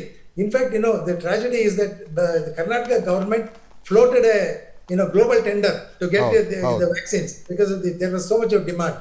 But there were so many hitches. ಈ Sputnik vaccine ಅವರು ಒಂದು Reddy laboratories is the authorised dealers. But ಬಾಂಬೆಯಿಂದ ಇನ್ನೊಂದು ಕಂಪನಿ ಕೋಟ್ ಮಾಡ್ತು. ಎರಡು ಕಂಪನಿಗಳು ತುಂಬಾ ಎಕ್ಸಾಬರೇಟೆಂಟ್ ಪ್ರೈಸಸ್ ಕೋಟ್ ಮಾಡಿದ್ದಾರೆ ಅಂತ ಅಂದ್ಬಿಟ್ಟು they cancel the tender. Yes sir. ಮೊದಲು particularly international companies like Pfizer, Moderna, they are refusing to deal with the state governments and private institutions. They want to deal with the federal government directly because only the central government can give the guarantee for they have asked for waiving of the court cases, the waiving of the protection from all other indemnities. ಇದನ್ನೆಲ್ಲ ಕೊಡ್ಲಿಕ್ಕೆ ಸಾಧ್ಯ ಇರೋದು ಕೇವಲ central ಗವರ್ಮೆಂಟ್ಗೆ. Right sir. Prabhudev sir ಬರ್ತೀನಿ ನಾನು. Dhananjay sir, ಈಗ ಕೇರಳ ಕೂಡ ಈ ಉಚಿತ ವ್ಯಾಕ್ಸಿನ್ ಕೊಡೋದರ ಬಗ್ಗೆ ಕೇರಳ ವಿಧಾನಸಭೆಯಲ್ಲೂ ಕೂಡ ಚರ್ಚೆ ಆಯಿತು. ಅವ್ರು ಎಲ್ಲರೂ ಕೂಡ ಒಂದು ಒಮ್ಮತಕ್ಕೆ ಬರ್ತಾರೆ. ಏನು ಅಂತ ಹೇಳಿದ್ರೆ, ಕೇಂದ್ರ ಸರ್ಕಾರ ಉಚಿತವಾಗಿ ವ್ಯಾಕ್ಸಿನನ್ನು ಪೂರೈಸಬೇಕು ಅಂತ ಹೇಳಿ. ಆದರೆ ಇದು ಬೇರೆ ಎಲ್ಲ ರಾಜ್ಯದಲ್ಲೂ ಕೂಡ ಈ ಥರ ಆಗಿಲ್ಲ. ಎಲ್ಲ ಕೂಡ ಹಣ ಕೊಟ್ಟೆ ತೆಗೆದುಕೊಳ್ಬೇಕಾಗಿದೆ. ಅಲ್ಲ, ಅವ್ರು ಕೇರಳದ ಮುಖ್ಯಮಂತ್ರಿಯವರು 17 ರಾಜ್ಯಗಳ ಮುಖ್ಯಮಂತ್ರಿಗಳು ಪತ್ರನೂ ಬರೆದಿದ್ದಾರೆ. ನೀವು ಕೂಡ ನಿಮ್ಮ ವಿಧಾನಸಭೆಯಲ್ಲಿ ಈ ಥರ ನಿರ್ಣಯ ಪಾಸ್ ಮಾಡಿ, ಸರ್ವಾನುಮತ ನಿರ್ಣಯ ಪಾಸ್ ಮಾಡಿ ಕೇಂದ್ರವನ್ನು ಆಗ್ರಹಿಸಿ ಅಂತ ಅಂದ್ಬಿಟ್ಟು ಅವ್ರು ಕೇಳಿದ್ದಾರೆ. ಈಗ ಅದು ಕೇರಳದಲ್ಲಾಗಿದೆ, ಸರ್ವಾನುಮತದಿಂದ ನಿರ್ಣಯ ಪಾಸ್ ಮಾಡ್ಕೊಂಡಿದ್ದಾರೆ. ಯಾಕಂದರೆ ನಾವು ಒತ್ತಾಯ ಮಾಡ್ತೀವಿ ಅಂತ. ಅದರ ಜೊತೆಗೆ ಇನ್ನೊಂದು ಪ್ರಶ್ನೆ, ಸುಪ್ರೀಂ ಕೋರ್ಟ್ ಕೇಳಿದ ಹಾಗೆ ನಿರಂಕುಶ, ವಿವೇಚನಾ ರಹಿತ ಮತ್ತೆ ಪಾರದರ್ಶಕತೆಯ ಕೊರತೆ ಸರ್ಕಾರದ್ದು. ಈ ವ್ಯಾಕ್ಸಿನ್ ವಿಚಾರದಲ್ಲಿ ನೀವು ಮಾಡ್ಕೊಂಡಿರುವಂತಹ ರೂಪುರೇಷೆಯ ಬಗ್ಗೆ ನಮ್ಗೆ ಇದೆಲ್ಲ ಕಾಡ್ತಾ ಇದೆ ಅಂತ ಏನಂತ? ನಿಜ. ಸೊ ಈಗ ಕೇರಳ ಮಾಡಿರುವಂಥದ್ದು kind of political pressure build ಮಾಡಲಿಕ್ಕೆ ಅಂತ ಆ ರೀತಿ ಮಾಡಿದ್ದಾರೆ. I think that's all right. ಈಗ ಮೆಡಿಕಲ್ ಪ್ರೈಸಸ್ ಇರ್ಬೋದು, ಡ್ರಗ್ಸ್ ಪ್ರೈಸಸ್ ಇರ್ಬೋದು, ಕಾಂಪಿಟೇಷನ್ಗೆ ನೀವು ಅವಕಾಶ ಕೊಟ್ಟಾಗ ಅಂಡ್ ಪೇಟೆಂಟ್ಸ್ ಅನ್ನ ನೀವು ಓವರ್ ರೈಡ್ ಮಾಡಿದಾಗ ಪ್ರೈಸಸ್ ಆಲ್ವೇಸ್ ಕಮ್ ಡೌನ್. ಇವಾಗ HIV ಮೆಡಿಕೇಶನ್, ಆಂಟಿ ರಿಟ್ರೋವೈರಲ್ಸ್, ಅದಕ್ಕೆ ಸಂಬಂಧಪಟ್ಟಾಗೆ $10,000 ಇರ್ತಿತ್ತು ಒಂದು ವರ್ಷದ ಕೋರ್ಸ್ ಮೆಡಿಸಿನ್. ಅಂಡ್ ಭಾರತದ ಸಿಪ್ಲಾ ಸಂಸ್ಥೆ ಇಂಟರ್ನ್ಯಾಷನಲಿ ತುಂಬಾ ಅಂದ್ರೆ ಭಾರತ ಸರ್ಕಾರ ಕೂಡ ಕ್ಯಾಂಪೇನ್ ಮಾಡಿ ultimately they brought it down to $10 and $1, right? So ಕಾಂಪಿಟೇಷನ್ಗೆ ನೀವು ಅವಕಾಶ ಕೊಟ್ಟಾಗ it will always be possible to prices ಅನ್ನ ಡ್ರಾಸ್ಟಿಕಲಿ ಕೆಳಗೆ ತರಬಹುದು. ಬಟ್ ಕಾಂಪಿಟೇಷನ್ ಎಲ್ಲಿರುತ್ತೆ when something is patent protected? That is the reason patent ಕಾನೂನು ಸಂಬಂಧಪಟ್ಟಾಗೆ you see I am not entirely satisfied with supreme court ಇವಾಗ ಮಾಡ್ತಿರೋದ್ರ ಬಗ್ಗೆ. ಸುಪ್ರೀಂ ಕೋರ್ಟ್ ಸಡನ್ ಆಗಿ 1.5 ವರ್ಷದ ನಂತರ ಎಚ್ಚೆತ್ಕೊಂಡು ಇನ್ಕನ್ಸಿಸ್ಟೆಂಟ್ ಆಗಿ ಆರ್ಡರ್ ಮಾಡ್ತಾ ಬಂದಿದ್ದಾರೆ. ಬಿಕಾಸ್ ಈಗಿರೋ ಬೆಂಚ್ ನಲ್ಲಿ ನ್ಯಾಯಮೂರ್ತಿ ಅವರಾದ್ರ ಚಂದ್ರಚೂಡ್ನವರು 2 ವಾರಗಳ ಹಿಂದೆ ವ್ಯಾಕ್ಸಿನ್ ಬಗ್ಗೆ why did it not take a stronger stand on that ಕೇಳಬೇಕಿತ್ತು ಕೇಂದ್ರ ಸರ್ಕಾರನ. ಇಂಥ ಒಂದು ಪಾರ್ಲಿಮೆಂಟ್ ಮಾಡಿರೋ ಕಾಯ್ದೆ ಈ ಸಮಯದಲ್ಲಿ ನೀವು ಬಳಸೋದಿಲ್ಲ ಅಂದ್ರೆ ಯಾವಾಗ ಬಳಸ್ತೀರಾ? ಪ್ಯಾಂಡಮಿಕ್ ಸಮಯದಲ್ಲಿ ಪೇಟೆಂಟ್ಸ್ ಅನ್ನ ಓವರ್ ರೈಡ್ ಮಾಡಿಬಿಟ್ಟು ಬೇರೆ ಸಂಸ್ಥೆಗಳಿಗೂ ಕೂಡ ಲೈಸೆನ್ಸ್ ಅನ್ನ ಕೊಟ್ಟು ಅವ್ರಿಗೆ ಬನ್ನಿ ನೀವು ಕಾಂಪೀಟ್ ಮಾಡಿ ಪ್ರೈಸಸ್ ಅನ್ನ ನಾವು ಕೆಳಗೆ ತರಬೇಕಾಗಿದೆ, ಮ್ಯಾನುಫ್ಯಾಕ್ಚರ್ ಮಾಡಿ ಅಂತ ಹೇಳುವಂತ ನಿಯಮ ಪಾರ್ಲಿಮೆಂಟ್ ಮಾಡಿರುವ ಕಾಯ್ದೆಯಲ್ಲಿದೆ. ಹೀಗಿರ್ಬೇಕಾದ್ರೆ ಈ ಪರಿಸ್ಥಿತಿಯಲ್ಲಿ ನೀವು ಅದನ್ನ ಬಳಸದೆ ಹೋದ್ರೆ ಯಾವಾಗ ಬಳಸ್ತೀರಾ? ಸೊ ಸುಪ್ರೀಂ ಕೋರ್ಟ್ ಸಂಬಂಧ I think at the end of the day ಈಗ ಬಹಳ ತಡವಾಗಿ ಅವ್ರಿಗೆ ರಿಯಲೈಸೇಷನ್ ಬರ್ತಿದೆ.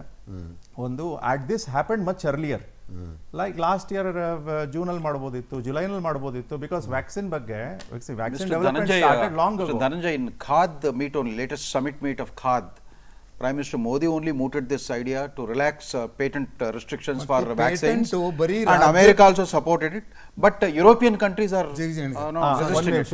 ಇದು this is internationally, this is only for international movements. As far as India is concerned, ಈಗ ಕೋವ್ಯಾಕ್ಸಿನ್ ಏನಿದೆ ಭಾರತ್ ಬಯೋಟೆಕ್ ಪೇಟೆಂಟ್ ಹೊಂದಿದೆ. ಕೋವ್ಯಾಕ್ಸಿನ್ ಸಂಬಂಧಪಟ್ಟ ಹಾಗೆ ಪೇಟೆಂಟ್ ಬಂದು ಪ್ರೈಮರಿ ಪೇಟೆಂಟ್, ಪ್ರಿನ್ಸಿಪಲ್ ಪೇಟೆಂಟ್ ಬಂದು ICMR ಅಂಡ್ ಕೋವ್ಯಾಕ್ಸಿನ್. ಆ ಪೇಟೆಂಟ್ ನ ನಲ್ಲಿಫೈ ಮಾಡಿಬಿಟ್ಟು ಯಾವುದೇ ಸಂಸ್ಥೆ ಐಡೆಂಟಿಫೈ ಮಾಡಿ ಬೇರೆ 25-30 ಸಂಸ್ಥೆಗಳಿಗೆ ಯಾತಕ್ಕೆ ಕೊಡ್ತಾ ಇಲ್ಲ? ವೈ? ಇಟ್ ಈಸ್ ಆಕ್ಚುಲಿ ಅಂದ್ರೆ ಈಗ ಪೇಟೆಂಟ್ಸ್ ಬಗ್ಗೆ ತಿಳ್ಕೊಂಡಿರುವಂತ ನಮಗಂತೂ ವಿ ಜಸ್ಟ್ ಕಾಂಟ್ ಅಂಡರ್ಸ್ಟ್ಯಾಂಡ್ ಇಂಥ ವಿಚಿತ್ರ ಮನೋಭಾವ, ಇಂಥ ದಿವಸ ವಿಕೃತ ಮನೋಭಾವವನ್ನು ಅರ್ಥ ಮಾಡ್ಕೊಳ್ಳಿಕ್ಕೆ ಆಗೋದೇ ಇಲ್ಲ. ಯಾರೊಬ್ರು ಕೂಡ ಬಾಯ್ಬಿಟ್ಟು ಹೇಳ್ತಿಲ್ಲ ಯಾತಕ್ಕೆ ಕಂಪಲ್ಸರಿ ಪೇಟೆಂಟ್ ಅನ್ನ ಕೊಡ್ತಾ ಇಲ್ಲ ಅಂತ. 4-5 ಹೈಕೋರ್ಟ್ಗಳು ತ್ವರಿತಗತಿಯಲ್ಲಿ ದಯವಿಟ್ಟು ಅದ್ರ ಬಗ್ಗೆ ನೀವು ಗಮನಿಸಿ ಮಾಹಿತಿ ಕೊಡಿ, ಉತ್ತರ ಕೊಡಿ ಅಂತ ಬೆಗ್ ಮಾಡ್ತಿದ್ದಾವೆ. ಸ್ಪುಟ್ನಿಕ್ ಅವರು ಕೂಡ ಈಗಾಗಲೇ ಇಲ್ಲೇ ಮಾಡಿಸ್ತಾ ಇದ್ದಾರೆ, ಅದನ್ನ ನಮ್ಮ ಭಾರತದಲ್ಲೇ ಕೂಡ ರೆಡಿ ಆಗ್ತಾ ಇದೆ. ಎಸ್ ನೋಡಿ, ಪೇಟೆಂಟ್ ಅನ್ನ ಬೇರೆ ದೇಶದಲ್ಲಿ ಕೊಟ್ಟಿರುವಂತಹ ಪೇಟೆಂಟ್ ಅನ್ನ ನೀವು ಇಲ್ಲಿ ಗುರುತಿಸ್ತೀರಿ. ಈ ದೇಶದಲ್ಲಿ ಆವಿಷ್ಕಾರ ಆಗಿರೋದನ್ನ ನೀವು ಪೇಟೆಂಟ್ ಕೊಡ್ತೀರಿ. ಸೊ ಬೇರೆ ದೇಶದ್ದಾಗಿರ್ಬೋದು ಅಥವಾ ಡೊಮೆಸ್ಟಿಕ್ ಪೇಟೆಂಟೇ ಆಗಿರ್ಬೋದು, ನೀವು ಗುರುತಿಸದೆ ಹೋದ್ರೆ ಅಂಡ್ ಪೇಟೆಂಟ್ಸ್ ಆಕ್ಟ್ ಆಫ್ 1970 ನಲ್ಲಿ ಎಪಿಡೆಮಿಕ್ ಸಮಯದಲ್ಲಿ you have this relaxation measures. ಸಾರ್ವಜನಿಕರು ಕೇಳಬೇಕಾಗತ್ತೆ ಇದನ್ನ. ದಯವಿಟ್ಟು ಯಾರಾದ್ರೂ ಬಂದು ಒಂದು ಸ್ವಲ್ಪ ವಿವರಣೆಯನ್ನ ಕೊಡ್ತೀರಾ ಇದ್ರ ಬಗ್ಗೆ? Why are you not doing it? And I been tracking this ಕಳೆದ ಒಂದು ಲಾಸ್ಟ್ ಫೆಬ್ರವರಿ ಮಾರ್ಚ್ ಇಂದನೇ ಐ ಬಿನ್ ಟ್ರ್ಯಾಕಿಂಗ್ ಇಟ್. ICMRಗೆ ಹಲವಾರು ಪತ್ರಗಳನ್ನು ಬರೀಲಿಕ್ಕೆ ಬಂತು. ಯಾಕೆ ಅಂದರೆ ಕಾನ್ವಲೆಸೆಂಟ್ ಪ್ಲಾಸ್ಮಾ ನಂತರದ ದಿನಗಳಲ್ಲಿ it has failed, there is no doubt. But convalescent plasma ಟ್ರಯಲ್ಸ್ನ ಮಾಡಲಿಕ್ಕೆ 4-5 ಬೇರೆ ಸಂಸ್ಥೆಗಳು ಎಷ್ಟು ಮನವಿಯನ್ನು ಮಾಡಿದ್ರು ICMRಗೆ. ICMR ಒಡ್ಲೇ ಇಲ್ಲ. They were not even allowing them to conduct a clinical trials. We had to come in, we had to write letter after letter. And ಅದಕ್ಕೆ ಸಂಬಂಧಪಟ್ಟ ಕಾನೂನಿನ ಬಗ್ಗೆ ICMRಗೆ ವಿವರಣೆಯನ್ನು ಕೊಡಬೇಕಾಗಿ ಬಂತು. ಅಂಡ್ ಅದೇ ಸಮಯದಲ್ಲಿ ಹಲವಾರು ಡಾಕ್ಟರ್ಗಳು ಬಂದು ಹೇಳ್ತಾ ಇದ್ರು, ಸರ್ ಟೆಸ್ಟಿಂಗ್ ಮಾಡಬೇಕಾದ್ರೆ RT-PCR ಟೆಸ್ಟ್ ಮಾಡಲಿಕ್ಕೆ ICMR 20 ಕಂಡೀಷನ್ಸ್ ಹಾಕಿದೆ. ನಾನು ಟ್ರೀಟಿಂಗ್ ಡಾಕ್ಟರು, ನನ್ನ ವಿವೇಚನೆಗೆ ಬಿಡಬೇಕು ಇಂಥ ಪರಿಸ್ಥಿತಿಯಲ್ಲಿ RT-PCR ಮಾಡಿಸ್ಬೇಕಾ ಬೇಡವಾ ಅಂತ. ICMR ಹೇಳುತ್ತೆ ಮಾಡಿಸ್ಬೇಡಿ ಇಂಥ ಪರಿಸ್ಥಿತಿಯಲ್ಲಿ ಅಂತ. ಕೇಂದ್ರ ಸರ್ಕಾರದಲ್ಲಿ ಕುಳಿತು ದೇಶದಾದ್ಯಂತ ಡಾಕ್ಟರ್ಗಳಿಗೆ ಹೇಳಲಿಕ್ಕೆ ಬರುತ್ತಾ ಇವರು, ನೀವು RT-PCR ಈ ಪರಿಸ್ಥಿತಿಯಲ್ಲಿ ಮಾಡಿಕೊಡುದು, ಈ ಪರಿಸ್ಥಿತಿಯಲ್ಲಿ ಮಾಡಬೇಕು ಅಂತ. And so many doctors were complaining at that point of time and we have lost so many lifes. ಈ ವಿಷಯದ ಬಗ್ಗೆ ಡಾಕ್ಟರ್ ಪ್ರಭುದೇವ್ ಅವರದ್ದು ಒಪಿನಿಯನ್ ಏನಂತ? Is from the clinical field. Sir ತಾವೇನು ಹೇಳ್ತೀರಾ? The ICMR is not a body to manage the public health disease. In fact, I'm really surprised that all over the globe, it is the epidemiology department, epidemiologists who manage the disease all over the globe. In fact, 15 of the 20 world-renowned epidemiologists are Indians. They were ready to come and assist India in managing the COVID, but they were not approached. I don't know why. And ICMR is a research body. I don't know why and how the ICMR was given the responsibility to manage the COVID disease. And ICMR director is a pulmonologist. He is not an epidemiologist or community medicine specialist. No, that's what I'm telling you. In fact, sequentially, if you say that there is one pulmonologist, one biomedical man, these have shared the chair of the ICMR over the years. There is no field qualified epidemiologist in the team. It is the virologist who knows the behavior of the virus. He knows the life cycle of the. Actually, our It's he who should be allowed to manage. Our Karnataka Technical Advisory Committee has all these specialists who are actually meant to handle this crisis. But now they have created a. Dhananjay was commenting about the latest task force. ಅಲ್ಲ Covid task force ಕರ್ನಾಟಕದಲ್ಲಿ ಒಬ್ಬ health heart For expert third wave, they have created a new. ಅಲ್ಲ correct but beginning ಇಂದ ಇರುವಂತದ್ದು it's not fair to take their names ಯಾಕಂದ್ರೆ ಅವ್ರು ಇಲ್ಲ ಇಲ್ಲಿ ಬಟ್ ಒಬ್ರು heart expert celebrated heart expert ಒಬ್ರು ಇದ್ದಾರೆ ಪಬ್ಲಿಕ್ ಆ್ಯಂಡ್ ಕಮ್ಯುನಿಟಿ ಮೆಡಿಸಿನ್ ಬಗ್ಗೆ ಅವ್ರಿಗೇನು ಗೊತ್ತಿದೆ ಅಂತ ನನ್ನ ಪ್ರಶ್ನೆ ಇನ್ನೊಬ್ರು ಬಂದು ಒಂದು ಟಾಪ್ ಹಾಸ್ಪಿಟಲ್ ಯಾವ ಆಸ್ಪತ್ರೆಗೆ ಮುಖ್ಯಮಂತ್ರಿಗಳು ದೌಡಾಯಿಸ್ತಾರೆ ಅವ್ರಿಗೆ ಹುಷಾರಿಲ್ಲ ಅಂದರೆ ಅದರಲ್ಲಿ he is actually head of that hospital what does he know about public health and community medicine ಈಗ if I am a corporate lawyer criminal ಲಾನ ಇಂಟ್ರಿಕ್ಯಾಸಿಸ್ ಬಗ್ಗೆ ನನಗೆ ಹೇಳಿ ಅಂತ ಹೇಳಿಬಿಟ್ಟು ನೀವು ನನಗೆ ಬುಕ್ ಕೊಟ್ಟರೆ what can I do You see, it's very unfortunate. Karnataka, we have such stellar public health experts. They were all ignored, and later on they were brought in parallel committees, right? And lockdown ಬಗ್ಗೆ ಹೇಳೋದ್ರ ಮುನ್ನ ಡಾಕ್ಟರ್ಗಳು do they know about poverty? Poverty in we don't we need economists in that? Lockdown ಮಾಡಿ lockdown ಬಿಡಿ ಅಂತ ಹೇಳಬೇಕಾದ್ರೆ don't we need poverty experts ಅದರಲ್ಲಿ? Sociologists ಇರಬಾರ್ದಾ? ಡಾಕ್ಟರ್ಗಳು ಹೇಗೆ ಹೇಳ್ತಾರೆ ಲಾಕ್ಡೌನ್ ಇಂಪೋಸ್ ಮಾಡಿ ಅಂತ ಅಂಡ್ ಟಿವಿ ಚಾನೆಲ್ಗಳಲ್ಲಿ ಕೆಲವು ಟಿವಿ ಚಾನೆಲ್ಗಳಲ್ಲಿ ಮಾತ್ರ ಇಲ್ಲ ಈ ಕಮಿಟಿ ಅವ್ರು ಹೇಳಿಬಿಟ್ಟಿದ್ದಾರೆ ಅಂತ ಮತ್ತೆ ಹೇಳೋವಂಥದ್ದೇನು is there any writing you do ಏನಾದರೂ ಬರವಣಿಗೆನಲ್ಲಿ ಕೊಡ್ತಾ ಇದ್ದಾರಾ ಇವರು and let's come back to the black fungus ಬಗ್ಗೆ ಹೇಳ್ತಾ ಇದ್ದಾರೆ ನೋಡಿ this might be coming from contaminated oxygen supply ಅಂತ ಬ್ಲ್ಯಾಕ್ ಫಂಗಸ್ ಇನ್ಫೆಕ್ಟ್ ಆಗಿರುವಂಥ ವ್ಯಕ್ತಿಯನ್ನು ನೀವು ಟ್ರೇಸ್ ಮಾಡಿಬಿಟ್ಟು ಯಾವ ಆಸ್ಪತ್ರೆಯಲ್ಲಿ ಆತ ಆಕ್ಸಿಜನ್ ಪಡೆದಿದ್ದಾನೆ ಹೋಗಿ ಅಲ್ಲಿ ಆಕ್ಸಿಜನ್ ಅಪ್ಯಾರಟಸ್ನ ಇನ್ವೆಸ್ಟಿಗೇಟ್ ಮಾಡಿದಾರಾ ಈ ಟಾಸ್ಕ್ ಫೋರ್ಸ್ ಇರೋದು ಇದು ಯಾತಕ್ಕೆ Doctors have come to me, we are preparing a petition. Look, failure after failure, and by the way, this is not about BJP, this is not about Congress. Let me tell honestly. Congress ಪಕ್ಷ ಇದ್ದಿದ್ರೆ ಇಷ್ಟೇ ಅಧ್ವಾನ ಆಗಿರ್ತಿತ್ತು ಅಂತ ಹೇಳೋಣ. It does not matter ಯಾವ political party ಅಂತ, we have mediocre people managing this country. And mediocre peopleಗೆ ನಾವು ನಮ್ಗೇನು ಗೊತ್ತಿಲ್ಲ ಅನ್ನೋದು ಗೊತ್ತಿಲ್ಲ ಅಷ್ಟೇ. They are very ignorant. And they don't even know that they are ignorant, and this is a problem. Black fungus ಸಂಬಂಧಪಟ್ಟಾಗೆ, and you see there is no real need to blame this particular government. ಯಾಕಂದ್ರೆ 2014ರಲ್ಲಿ ಬಂದಿರೋ studies ಪ್ರಕಾರ ವರ್ಷದಲ್ಲಿ ಒಂದು ವರ್ಷದಲ್ಲಿ 1,71,000 ಜನ black fungus ಇನ್ಫೆಕ್ಷನ್ಗೆ ತುತ್ತಾಗ್ತಾರೆ ಭಾರತದಲ್ಲಿ. So this is not about Modi's mismanagement. And ಅದರಲ್ಲಿ 38% ಮಾರ್ಟಾಲಿಟಿ ಅಂದರೆ almost 65,500 people actually lose their lives. But ಈಗ ಗೊತ್ತಾಗ್ತಿರುವಂಥದ್ದು people who got infected were covid positive and they received in most cases oxygen ಅಂತ ಗೊತ್ತಾದ್ಮೇಲೆ why is nobody going to those hospitals and trying to find out at least you can stop that ಅದನ್ನ ಯಾಕೆ ಮೂಲಕ ಕಂಡು ಹಿಡಿಯಲ್ಲ ಅಂತ ನೀವು ಕೇಳ್ತಾ ಅದನ್ನ ಇದ್ದೀವಿ. ಅಲ್ಲಿ you can actually prevent that alva from more patients getting that same contaminated oxygen you can prevent alva. Okay. Yes. Sir, Yes. can I jump in 1 minute? Sir, please, sir. Hello. Sir, I just want to clarify here that it's not just oxygen supply alone. Oxygen, supply for industrial oxygen, getting converted to medical oxygen and then going into ventilator is one aspect of it. But most of these fungal infections are the black fungus, mucormycosis and the N-carnithivae. That is mainly because of the, variations in the sugar level secondary to probably steroid, injections. It is the steroids which make the sugar levels unstable, and these fungus have access to this glucose in the blood, and they draw their energy from the glucose and then grow. This is one of the mechanisms. Of course this black fungus is a entity which one should always be aware of. And the second one is the task force are meant to accommodate people with clout. Yes, sir. Last. Not necessarily. Yes, sir. Yes, sir. Those with field experience. Yes, sir. Omanachar, sir. ಈ ಒಂದು ಚರ್ಚೆಯಲ್ಲಿ ಧನಂಜಯ ಅವರು ಹೇಳಿದ್ದು ಅಥವಾ doctor ಹೇಳಿದ್ದು ಎರಡನ್ನು ಒಪ್ಪಲೇಬೇಕು. ಏನು ಅಂದರೆ ನಮ್ಮ ದೇಶದಲ್ಲಿ ಈ ಕಮಿಟಿಗಳೇನಾಗ್ತವೆ, ಇವುಗಳಲ್ಲಿ ನಿಜವಾದ ತಜ್ಞರು ಬರ್ತಾರೋ ಅಥವಾ ತಜ್ಞರು ಅಂತ ಪೋಸ್ ಕೊಟ್ಟು ಪಾಪ್ಯುಲಾರಿಟಿಯಲ್ಲಿ ಇರೋರು ಬರ್ತಾರೋ ಅನ್ನೋದ್ರ ಬಗ್ಗೆ ನಮಗೆ ಯಾವಾಗಲೂ ಡೌಟ್ ಇದೆ. ಯಾರು ಈ ವಿಷಯದಿಂದ ಸ್ವಲ್ಪ ಹೊರಗೆ ನಿಂತೇವೆ, ನಮಗೆ ಕಾಣುತ್ತೆ ಈ ಮನುಷ್ಯ ಇಲ್ಲಿ ಯಾಕೆ ಕೂತಿದ್ದಾನೆ ಅಂತ. ಯಾರ್ದು ಹೆಸರು ಹೇಳೋ ಅವಶ್ಯಕತೆ ಇಲ್ಲ. ಆದರೆ ಈಗಿರುವಂಥ ನಮ್ಮ ಬಾಡಿಗಳು ಇಲ್ಲೇ ಇರ್ಬೋದು, ಕೇಂದ್ರದಲ್ಲೇ ಇರ್ಬೋದು, ICMR ಅಲ್ಲೇ ಇರ್ಬೋದು, ಅವರಿಗೆ ನಿಜವಾದ ಗ್ರಾಸ್ ರೂಟ್ ಪ್ರಾಬ್ಲಮ್ಸು ಮತ್ತು ಸೈಂಟಿಫಿಕ್ ಅಪ್ರೋಚ್ ಎಷ್ಟಿದೆ ಅನ್ನೋದ್ರ ಬಗ್ಗೆ ಇನ್ನೂ ಡೌಟ್ ಇದೆ. ಆದರೆ ಈಗಿರುವಂಥ ವ್ಯವಸ್ಥೆಯಲ್ಲಿ ಅಂದರೆ ಭಾರತ ದೇಶದಲ್ಲಿ ನಡೆದಿರೋದರಲ್ಲಿ ಪೇಟೆಂಟು ಪೂರ್ತಿ ನಮ್ಮ ದೇಶದ ಕೈಯಲ್ಲೇ ಇರಲ್ಲ.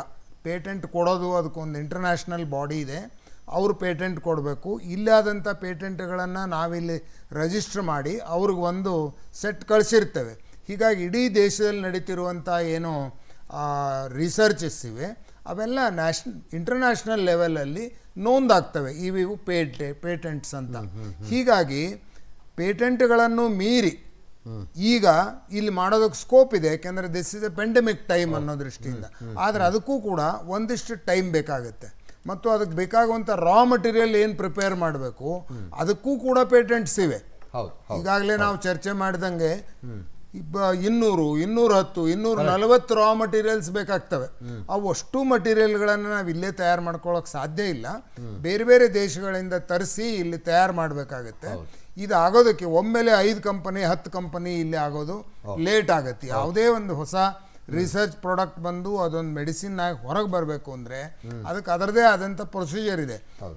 ಒಂದಿಷ್ಟು ಅದನ್ನು ಕಾಂಪ್ರೆಸ್ ಮಾಡ್ಬೋದು ಆ ಪೀರಿಯಡನ್ನು, ಬಟ್ ಪೂರ್ತಿ ಬಿಟ್ಟು ಓಪನ್ ಆಗಿ ನಾನು ಕಂಡು ಹಿಡಿದಿದ್ದೇನೆ, ಹಿಂದಕ್ಕೆ ಯಾರೋ ಒಬ್ರು ಹೇಳಿದ್ರು ಮೂಗಿನಲ್ಲಿ ಲಿಂಬೆಹಣ್ಣಿನ ರಸ ಹಾಕಿದ ಕೂಡಲೇ ಕೊರೋನಾ ಹೋಗ್ಬಿಡುತ್ತೆ ಅಂತ. ಇಂಥ ಸೈಂಟಿಸ್ಟ್ ಬೇಕಾದಷ್ಟು ಜನ ನಮ್ಮ ದೇಶದಲ್ಲಿದ್ದಾರೆ. ಹೀಗಾಗಿ ಇಂಥ ಪೇಟೆಂಟ್ಗಳು ಇಂಥ ವಿಜ್ಞಾನದ ಬೆನ್ನು ಹತ್ತಿದ್ರೆ ನಾವು ಇಲ್ಲಿ ಉದ್ಧಾರ ಆಗೋಕ್ಕಾಗಲ್ಲ. ಹೀಗಾಗಿ ಒಂದಿಷ್ಟು ಸೈನ್ಸನ್ನು ಪಕ್ಕಕ್ಕೆ ಇಟ್ಕೊಂಡು ಒಂದಿಷ್ಟು ಅಂತಾರಾಷ್ಟ್ರೀಯ ನಿಯಮಗಳನ್ನು ಪಾಲಿಸಲೇಬೇಕಾದಂಥ ಒತ್ತಡ ಇರೋದ್ರಿಂದ ಇವೆರಡನ್ನು ಪಾಲಿಸಿ ನಾವು ವ್ಯಾಕ್ಸಿನ್ಗಳಿಗೆ ನಾನು ಈಗಾಗಲೇ ಹೇಳ್ದಂಗೆ ಡಿಸೆಂಬರ್ವರೆಗೆ ಮಾಡೋದಕ್ಕೆ ಸರ್ಕಾರದ ಹತ್ರ ಪೂರ್ತಿ ತಯಾರಿ ಇದೆ. Yes sir, thank you sir, thank you Dhananjay sir, ಹಾಗೆ ವಾಮನಾಚಲ್ ಸರ್, ಥ್ಯಾಂಕ್ ಯು ಇಷ್ಟೊತ್ತು ನಮ್ಮ ಜೊತೆಗೆ ಚರ್ಚೆಯಲ್ಲಿ ಪಾಲ್ಗೊಂಡಿದ್ದಕ್ಕೆ. ಹಾಗೆ Prabhudev sir, thank you sir, ಇಷ್ಟೊತ್ತು ಚರ್ಚೆಯಲ್ಲಿ ಪಾಲ್ಗೊಂಡಿದ್ದಕ್ಕೆ ಥ್ಯಾಂಕ್ ಯು, ಧನ್ಯವಾದ. ಎಸ್, ಇದು ಈ ಕ್ಷಣದ ವಿಶೇಷ. ನೋಡ್ತಾ ಇರಿ ಪವರ್ ಟಿವಿ, ಇದು ನಿಮ್ಮ ಶಕ್ತಿ.